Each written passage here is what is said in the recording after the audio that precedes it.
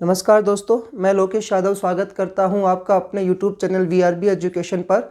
दोस्तों फिर से मैं आपका स्वागत कर रहा हूं अपने स्पेशल आर्मी अग्निवीर भर्ती के लिए जो हमने बैच स्टार्ट किया हुआ है। इसमें दोस्तों ये जो अपना आर्मी भर्ती जो बैच जो है, इस बैच में हमने ये समझ लिया कि आपको गारंटी से आपका पेपर जो है क्वालिफाई करने के लिए प्लानिंग की हुई है और हमारी पूरी की पूरी टीम जो है पूरी कोशिश कर रही है और करेगी आपके साथ कि हम लोग 101% आपको जो है सक्सेस तक पहुंचाए। और इसके लिए दोस्तों हमने एक ऐप भी लॉन्च कर दिया है, अपना VRB एजुकेशन जो ऐप है। इसके अंतर्गत ही आपको प्ले स्टोर में जाना है, अपने मोबाइल में प्ले स्टोर में जब आप जाओगे तो वहां से आपको VRB एजुकेशन एप्लीकेशन डाउनलोड करना है। ये VRB एजुकेशन का जो ऐप जब आप डाउनलोड करोगे तो वहां से दोस्तों आप एप्लीकेशन को जब ओपन करते हैं तो वहां से आपको लिंक वगैरह दिया जाएगा, वहां पे लिंक मिलेगा।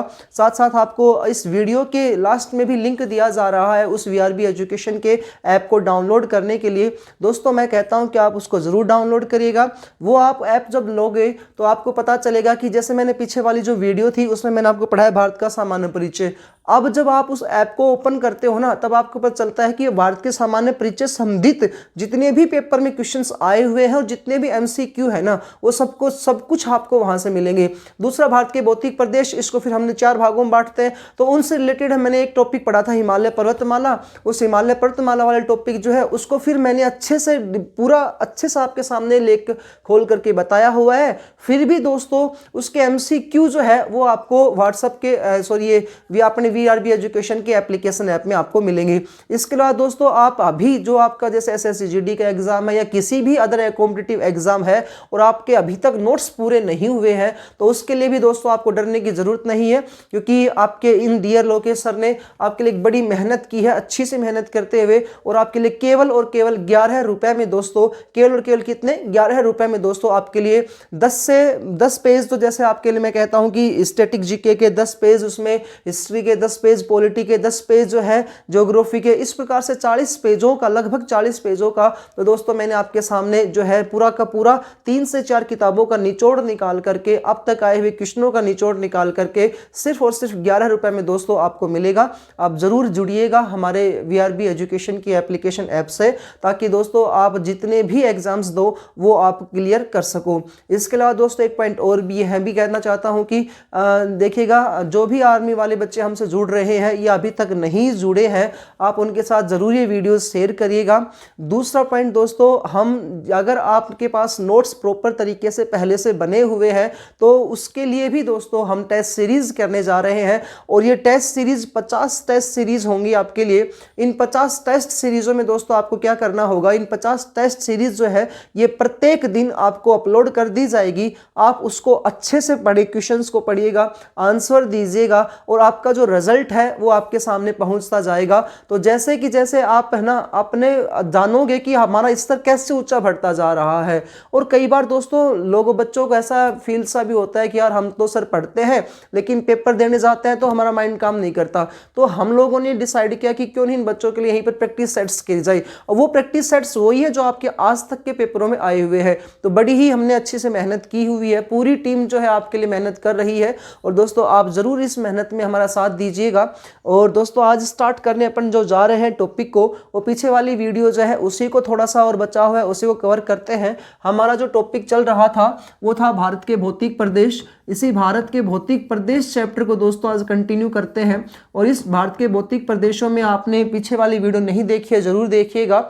उस वाली वीडियो में मैंने आपको बताया था कि भारत के भौतिक प्रदेशों को जो है हमने 4 भागों में विभाजित किया था, और इन 4 भागों में दोस्तों जो पहला पॉइंट आया था अपना, वो आया था उत्तर पूर्वी पर्वतीय प्रदेश। यानी कि इस वाले चैप्टर को मैंने स्टार्ट किया हुआ है, और ये जो उत्तर पूर्वी पर्वतीय प्रदेश जो है, इसी को अपन कह सकते हैं हिमालय पर्वतमाला।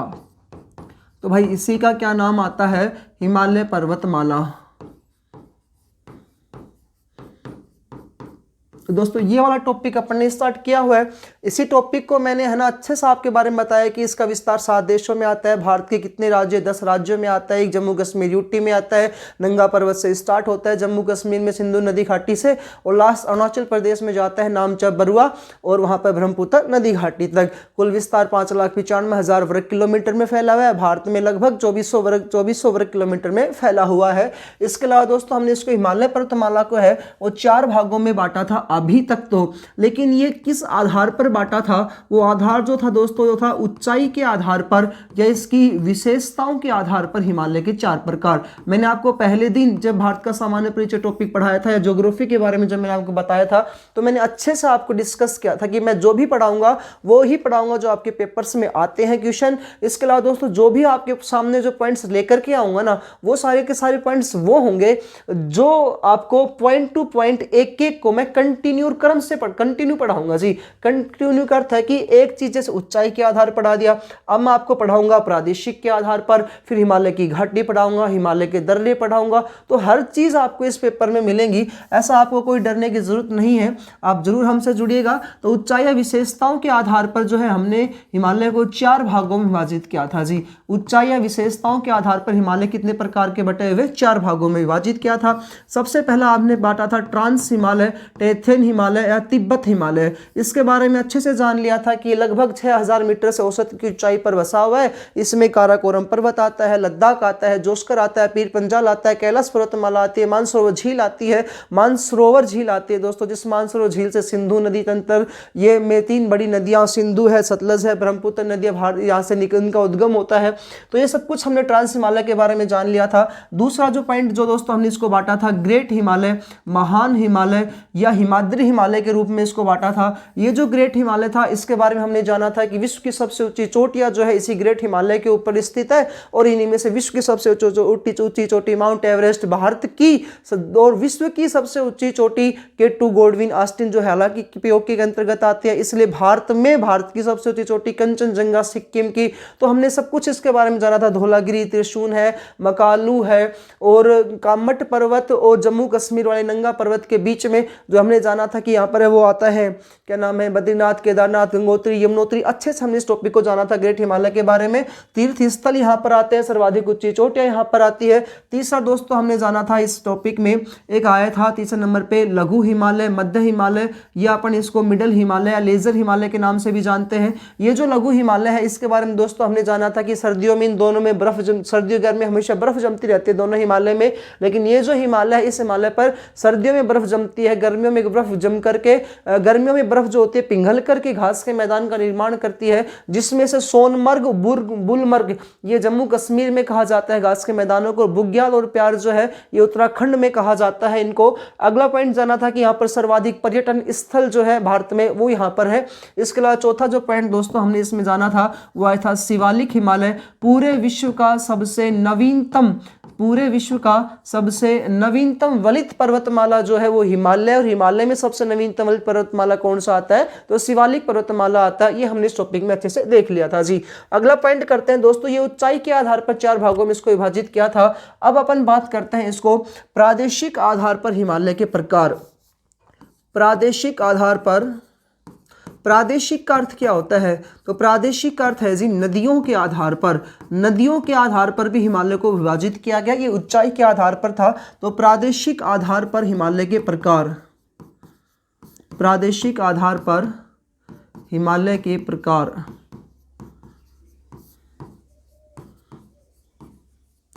हिमालय के प्रकार कितने आते हैं जी, 4 आते हैं। तो प्रादेशिक आधार पर हिमालय कितने प्रकार आते हैं, 4। पहला जो प्रकार आता है ना वो समझिएगा, देखिएगा एक साइड तो मैं लिख देता हूँ नदी तंत्र, तो नदी कौन कौन सी नदी के तहत होता है ये। दूसरा अपन लिख देते हैं कौन सा हिमालय इसमें बनता है और हिमालय का क्या नाम है। तीसरा पॉइंट जी इसमें डालते हैं अपन कि इनकी ऊंचाई वगैरह, इस प्रकार से। पहला पॉइंट आता है कि सिंधु और सतलज नदियों वाला जो हिमालय है उसे किस नाम से जाना जाता है, तो उसका नाम है जी पंजाब हिमालय, या इसी का अन्य नाम आता है कश्मीर हिमालय। सिंधु सतलज वाले हिमालय को क्या कहा जाता है? पंजाब हिमालय या कश्मीर हिमालय। दोस्तों बात करते हैं इसकी ऊंचाई की, तो इसकी ऊंचाई आती है 560 मीटर। कितनी ऊंचाई है? 560 मीटर। दूसरा हिमालय की बात करते हैं अपन, सतलज शारदा। सतलज शारदा, ये सतलज शारदा वाला जो हिमालय है ना, ये कहाँ पर, या इस हिमालय का क्या नाम आता है? दोस्तों दूसरे वाले जो हिमालय है इसका नाम आता है कुमाऊं हिमालय। तो इसका नाम है जी कुमाऊं हिमालय, और इसकी जो औसत ऊंचाई है वो 320 मीटर है। कितनी है भाई? 320 मीटर आती है। उसके बाद अगला पॉइंट आता है इसमें शारदा तीस्ता। शारदा तीस्ता, और शारदा तीस्ता वाला जो हिमालय है उसे दोस्तों अपन किस नाम से जानते हैं? नेपाल हिमालय। नेपाल हिमालय, और नेपाल हिमालय की जो औसत ऊंचाई आती है वो है 800 मीटर। 800 मीटर के आसपास इसकी औसत ऊंचाई आती है। और चौथे की बात करते हैं तो चौथा आता है इसमें तीस्ता ब्रह्मपुत्र। तीस्ता ब्रह्मपुत्र। आप ये थोड़ा सा कंटिन्यूटी देखिएगा और आराम से आपको याद हो जाएगा। बस इतना देखना है, ऊंचाई के आधार पर हिमालय कितने भागों में बांटा गया, प्रादेशिक आधार पर कितने भागों में बांटा गया। तीस्ता ब्रह्मपुत्र का जो हिमालय है जी, इसे किस नाम से जाना जाता है? तो इसे कहा जाता है असम हिमालय। और असम हिमालय का लगभग जो ऊंचाई वगैरह पूछी जाती है तो कितनी आती है? 720 मीटर। कर दोगे जी? ओके, एक पॉइंट देखिएगा, ये प्रादेशिक जो विवरण है ना, ये प्रादेशिक हिमालय को 4 भागों में बांटा है। किसने बांटा? तो याद रखिएगा ये सिडनी बुराड़ के अनुसार है। किसके अनुसार है? सिडनी बुराड़ के अनुसार। तो ये था जी आपका हिमालय के 4 प्रकार। बस नदियों के आधार पर ये 4 प्रकार आ गए, और ऊंचाई या विशेषताओं के आधार पर ये 4 प्रकार आ गए। ये चारों प्रकार और हिमालय के बारे में जितने भी सामान्य जानकारी थी, धनुष आकार का है, तलवार नुमा आकार का है, या उसका जो इसको मध्य एशिया से अलग करता है, तिब्बत और मध्य एशिया से अलग करता है उपमहाद्वीप भारत को। इसके अलावा इसमें क्या क्या नाम आता है? पृथ्वी का स्वर्ग कहा जाता है, सागर माथा, तिब्बत में जो भी टॉपिक हमने नेपाल में जो चोटी वगैरह सब कुछ पढ़ चुके हैं वो मैंने उसमें बता दिया था। आप जरूर वीडियो को जरूर देखिएगा। अब अपन आगे पॉइंट पढ़ते हैं जी। ये था हिमालय के इसके प्रकार। अगला पॉइंट आता है हिमालय की घाटियां। हिमालय की घाटियां। हिमालय की घाटियां जी। दोस्तों हिमालय की जो घाटी है इनकी संख्या कितनी होती है? 3। अच्छा, घाटी किसे कहते हैं? तो घाटी के लिए यहाँ पर क्या सब परिभाषा आ गई? 2 पर्वतों के मध्य का स्थान। 2 पर्वतों के मध्य का स्थान घाटी कहलाता है। 2 पर्वतों के मध्य का स्थान क्या कहलाता है? घाटी। 2 पर्वतों के मध्य का स्थान क्या कहलाता है जी? घाटी। अब ये घाटी 3 ही है और बड़े आसानी से आपको 3 घाटी याद हो जाएंगी यदि आप इनको 4 भागों में विभाजित करना जान चुके हो ना, कि 4 भागों में हमने इसको बांटा था। सबसे पहला कौन सा भाग आता है हिमालय का? ट्रांस हिमालय। दूसरे नंबर पे कौन सा आता है जी? ग्रेट हिमालय। तो ग्रेट हिमालय। तीसरे नंबर पे आता है लघु हिमालय। तो तीसरे पे आ गया लघु हिमालय। ये आ गया लघु हिमालय। और चौथे नंबर पे इसमें पॉइंट आता है शिवालिक हिमालय। जब आपने अच्छे से इस पॉइंट को देख लिया था कि इस 4 भागों में हिमालय को विभाजित किया गया है तो घाटी भी आराम से याद हो जाएंगी। देखिएगा, trans Himalaya, great Himalaya, great, लघु, लघु, शिवालिक। 2 पहाड़ है, यानी एक पहाड़ ट्रांस आ गया, एक ग्रेट आ गया, फिर ग्रेट और लघु आ गया, फिर लघु और शिवालिक आ गया। तो ट्रांस और ग्रेट हिमालय के मध्य का जो भूभाग है, ये वाला जो भूभाग है, इसे अपन किस नाम से जानते हैं? तो दोस्तों इसके लिए कह रहा है, ये वाला जो भूभाग है इसके लिए इसे क्या कहा जाता है? ये कहलाती है घाटी। ये क्या है भाई? घाटी है ये सब है आपकी घाटियां। ठीक है जी, इन्हें क्या कहा जाता है? घाटी कहा जाता है। ये है भाई घाटियां। अब कहता है कि ये ट्रांस हिमालय वाली जो घाटी है ना, इसे किस नाम से जानते हैं, तो ये लद्दाख में स्थित है, तो इसे कहा जाता है लद्दाख की घाटी। बस हो गया याद, इतना सा याद है आप करना है आपको। सबसे पहले लद्दाख आएगा, फिर आएगा कश्मीर और फिर आ जाएगा जम्मू। बस देखिएगा, हिमालय की घाटी टॉपिक था, 3 भागों में विभाजित किया। पर्वतों के मध्य का स्थान क्या कहलाता है, घाटी कहलाता है।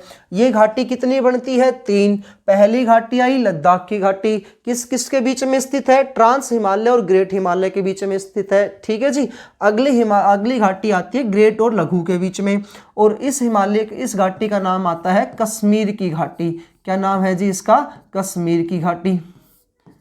कश्मीर की घाटी, यानी कि ये वाली घाटी कौन सी है आपकी, कश्मीर की घाटी है। ये हो गई इसकी परिभाषा।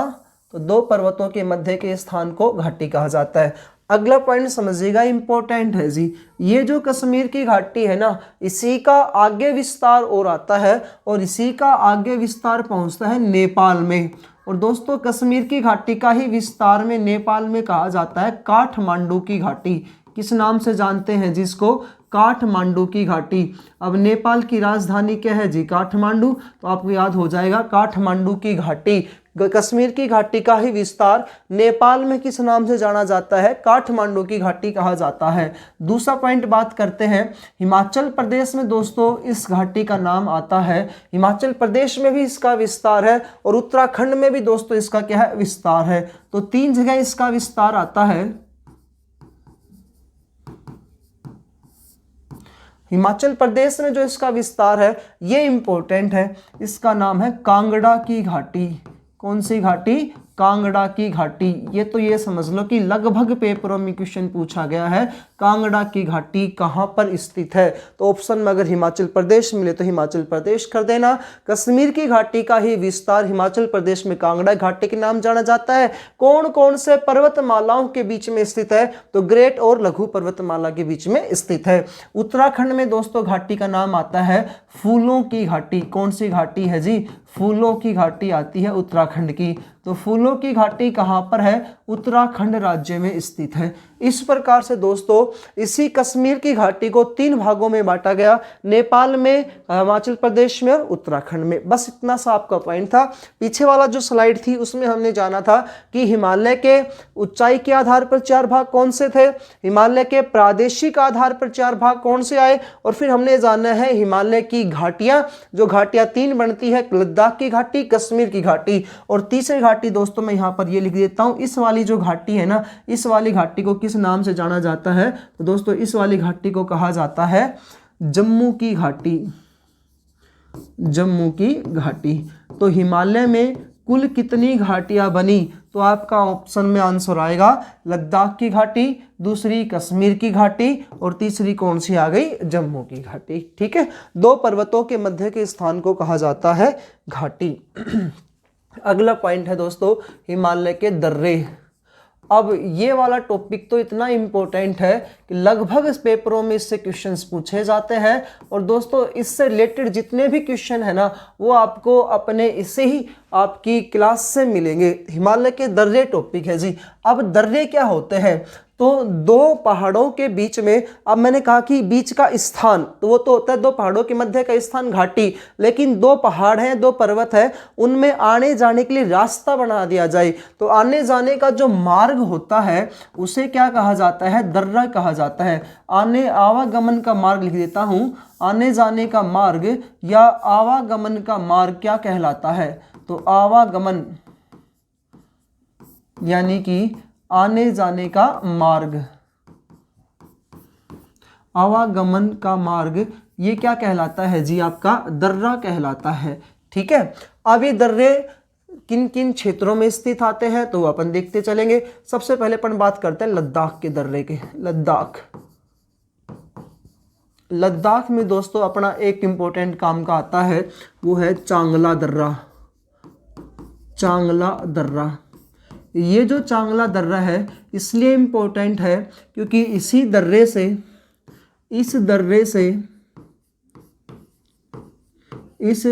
से ये चांगला दर्रा लद्दाख में है ना, तो इस दर्रे से सिंधु नदी भारत में प्रवेश करती है, इसलिए इंपॉर्टेंट है जी।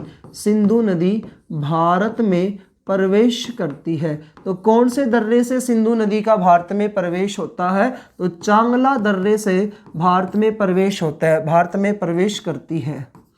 चांगला दर्रा लद्दाख में है, तो इस दर्रे से भारत में क्या होता है? इसका प्रवेश होता है। बात करते हैं दोस्तों अब जम्मू कश्मीर के दर्रों की, और ये तो आपको पता ही है कितने ज़्यादा इंपॉर्टेंट आते हैं जम्मू कश्मीर वाले जी। तो पहला जो दर्रा आता है वो पीर पंजाल दर्रा, पीर पंजाल दर्रा। ये जो पीर पंजाल दर्रा है, ये जो पीर पंजाल दर्रा है दोस्तों, ये किस किस को जोड़ेगा? तो ये जो पीर पंजाल दर्रा है ये जम्मू को श्रीनगर से जोड़ता है, जम्मू को श्रीनगर से जोड़ता है। तो जम्मू को श्रीनगर से जोड़ने वाला पहला पॉइंट हो गया। इसमें आप पॉइंट टू पॉइंट समझते चलिएगा इन चीज़ों को। जम्मू को किससे जोड़ता है? श्रीनगर से जोड़ता है, पहला क्वेश्चन। दूसरा क्वेश्चन क्या कहता है कि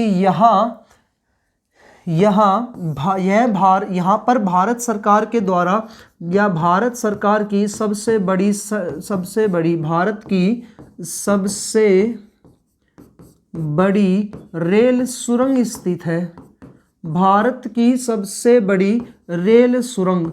अब दोस्तों भारत की सबसे बड़ी रेल सुरंग, बिल्कुल भारत की सबसे बड़ी रेल सुरंग का नाम आता है काजीगुंडा रेल मार्ग, काजीगुंडा रेल मार्ग। ये भारत की सबसे बड़ी सड़क सुरंग जो है ये पीर पंजाल दर्रे पर स्थित है, और इसकी जो लंबाई है वो आती है 11.2 किलोमीटर। तो भारत की सबसे बड़ी रेल सुरंग कौन सी है? काजीगुंडा रेल मार्ग 11.2 किलोमीटर में सबसे बड़ी रेल सुरंग है जी। तीसरा पॉइंट, ये इंपॉर्टेंट और भी है आपसे ज़्यादा, मतलब कि इस क्वेश्चन से भी ज़्यादा इंपॉर्टेंट अगला पॉइंट आता है। भारत की सबसे बड़ी सड़क सुरंग भी यहीं पर मौजूद है, भारत की सबसे बड़ी सड़क सुरंग भारत की। और 2017 में मोदी सरकार, प्रधानमंत्री नरेंद्र मोदी जी के द्वारा इसको सड़क सुरंग तो घोषित, मतलब कि भारत की सबसे बड़ी सड़क सुरंग बनाया गया था। तो 2014 में काम स्टार्ट हुआ, 2017 में जाकर के पूरा हुआ है। ये भारत की सबसे बड़ी सड़क सुरंग भी यहाँ पर है, और इसका नाम जो है दोस्तों नीचे लिख रहा हूँ। ये सबसे बड़ी रेल सुरंग थी, और भारत की सबसे बड़ी सड़क सुरंग वर्तमान में जो है उसका नाम है चेनानी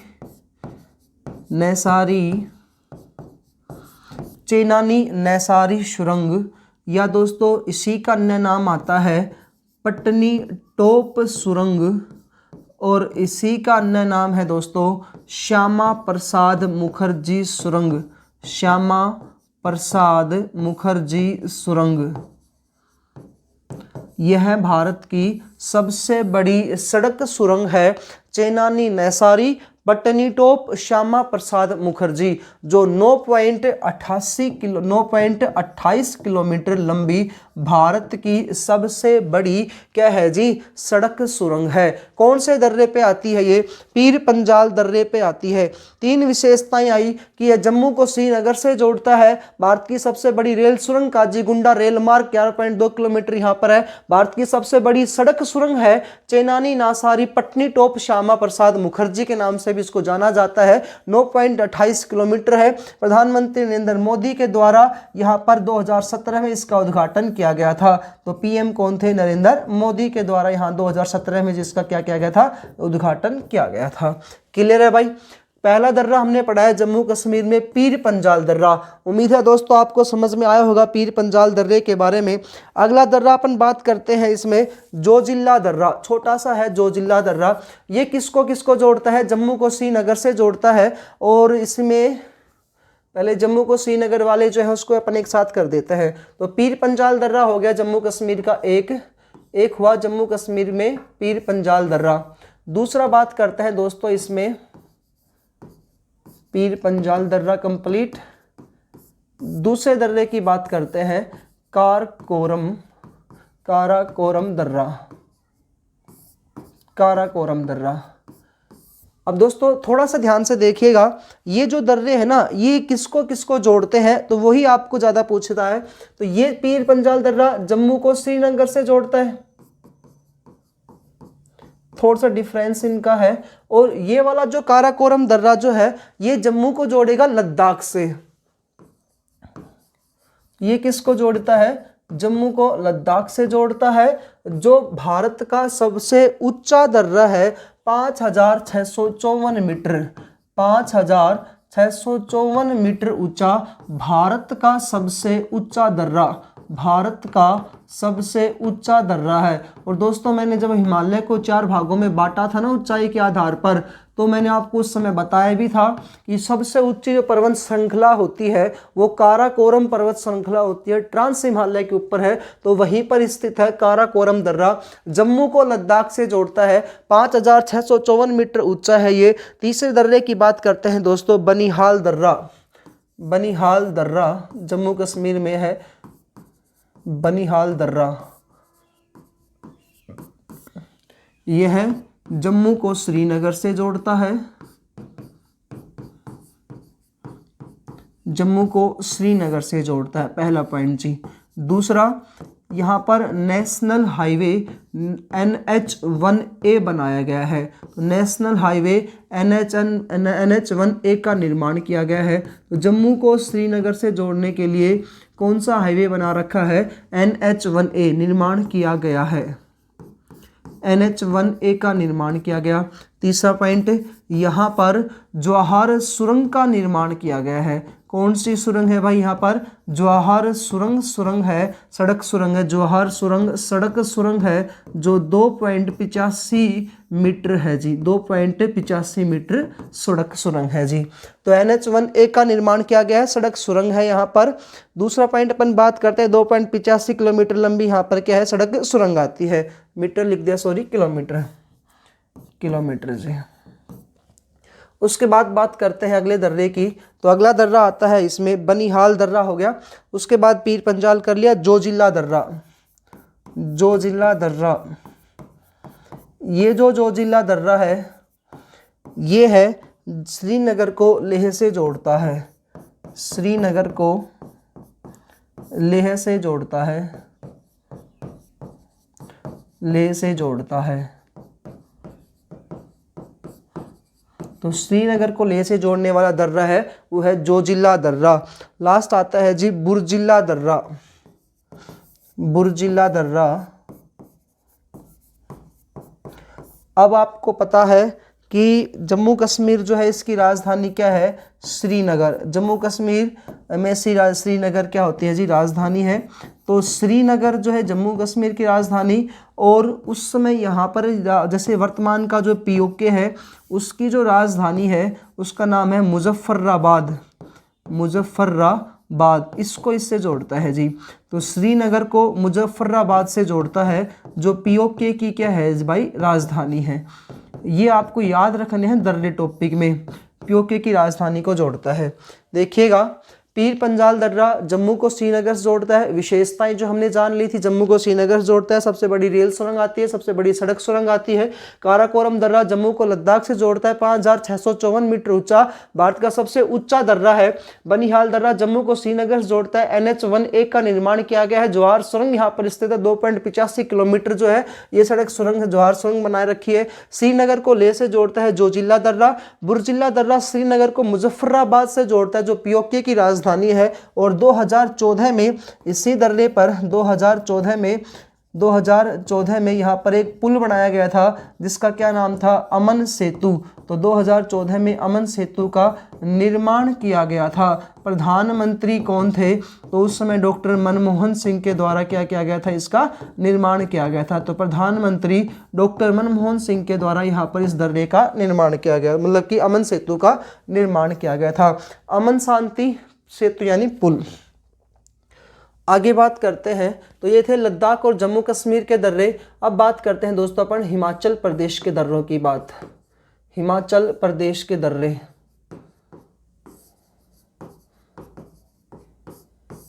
हिमाचल प्रदेश, इसमें दोस्तों सबसे पहला आता है सिपकिला दर्रा। ये जो सिपकिला दर्रा है इस सिपकिला दर्रे की सबसे पहली विशेषता, सबसे इम्पोर्टेंट विशेषता यही है कि यहाँ से एक नदी भारत में प्रवेश करती है। उस नदी का नाम आता है सतलज नदी। तो सतलज नदी भारत में प्रवेश करती है।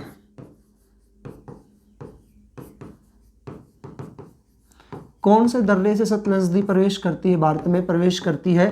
तो ये दर्रा है आपका सिपकिला दर्रे से ये भारत में प्रवेश करती है। उसके बाद अगला पॉइंट देखते हैं दोस्तों, हिमाचल प्रदेश में कि यहाँ पर एक दर्रा आता है रोहतांग दर्रा।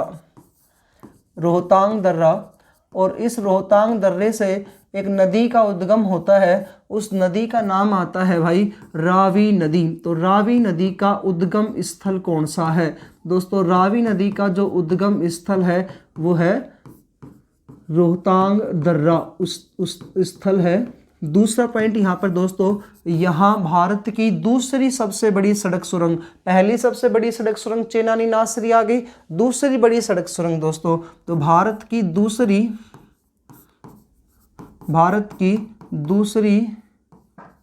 बड़ी सड़क सुरंग, दूसरी बड़ी सड़क सुरंग जिसका नाम है अटल सुरंग। क्या नाम है भाई? अटल सुरंग, वो यहाँ पर स्थित है। ये जो अटल सुरंग है ये कितने किलोमीटर है दोस्तों? वो 9.28 किलोमीटर। फिर हमने जाना था 2.85 किलोमीटर में जवाहर सुरंग आई, तो इसकी जो आती है वो आती है 9.2 किलोमीटर। कितने किलोमीटर में आएगी भाई ये अटल सुरंग? 9.2 किलोमीटर में है। रोहतांग दर्रे से ये नदी है जी। एक दर्रा आता है बारालाचा दर्रा, तीसरा दर्रा है इसमें बारालाचा दर्रा। बारालाचा दर्रा, इस नदी से चिनाब, यहाँ इस दर्रे से चिनाब नदी का उद्गम होता है। चिनाब नदी का उद्गम है।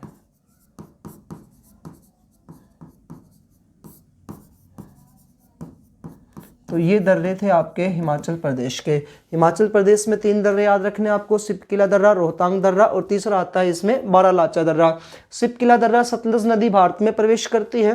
रोहतांग दर्रे से रावी नदी का उद्गम स्थल है। भारत की दूसरी भारत की सबसे बड़ी सड़क सुरंग है अटल सुरंग, इसका नाम है, 9.2 किलोमीटर में फैली हुई है। चिनाब नदी का उद्गम स्थल बारालाचा दर्रे से होता है जो हिमाचल प्रदेश में आता है भाई। उसके बाद बात करते हैं अपन उत्तराखंड के दर्रों की। उत्तराखंड के 2 दर्रे हैं, बस नाम याद रखिएगा, माना, दूसरा है नीति और तीसरा नाम है दोस्तों लिपुलेख।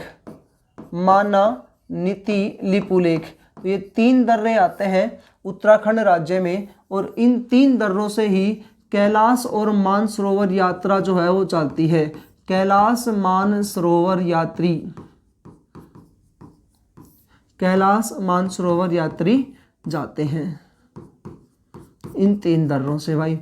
अगला पॉइंट, ये जो मानना वाला है ना, ये विशेषता तो हुई कई कैलाश और मानसरोवर वाला। इसके अलावा भारत और चीन का व्यापार का जो मार्ग है वो यही है, भारत चीन के मध्य व्यापारिक मार्ग। भारत व चीन के मध्य व्यापारिक मार्ग जो है वो यही है।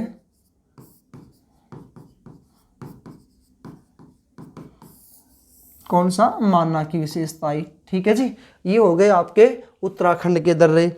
उसके बाद दर्रे आते हैं सिक्किम में। सिक्किम का एक दर्रा सबसे इंपॉर्टेंट है जी, नाथुला दर्रा।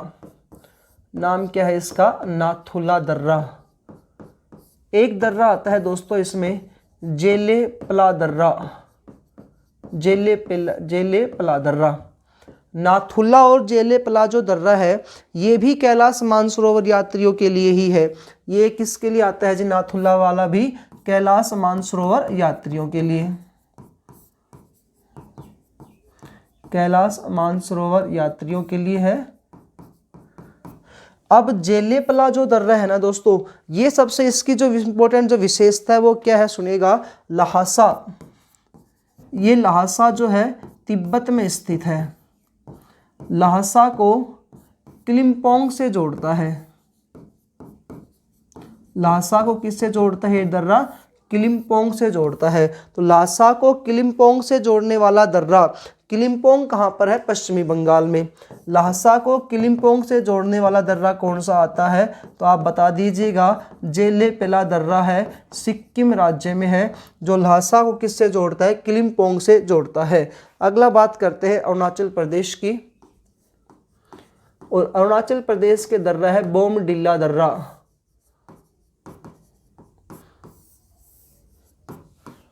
बोमडिल्ला दर्रा।